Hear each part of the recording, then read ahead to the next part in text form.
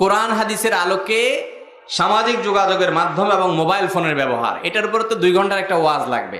আমাদের ওয়াজ তো শেষ। তো সংক্ষেপে শুধু এটুকু বলি যে মোবাইল ফোন, আমি একটা কথা বলি, মোবাইলের ভার বহন করা দুনিয়াতে সহজ হলেও মোবাইলের দায়ভার বহন করা কিয়ামতের দিন বড় কঠিন হতে পারে। কথা কি বুঝাতে পারছি?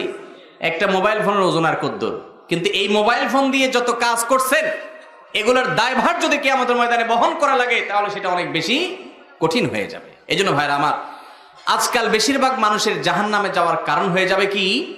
এই শুধু মোবাইল ফোনটা। এই মোবাইল ফোন দিয়ে কি করছেন, ফেসবুক সোশ্যাল মিডিয়াতে কি কি দেখছেন না দেখছেন, আল্লাহকে ভয় করেন এবং এখনই তওবা করেন যে আমি এটা দিয়ে ভালো ছাড়া খারাপ কিছু করব।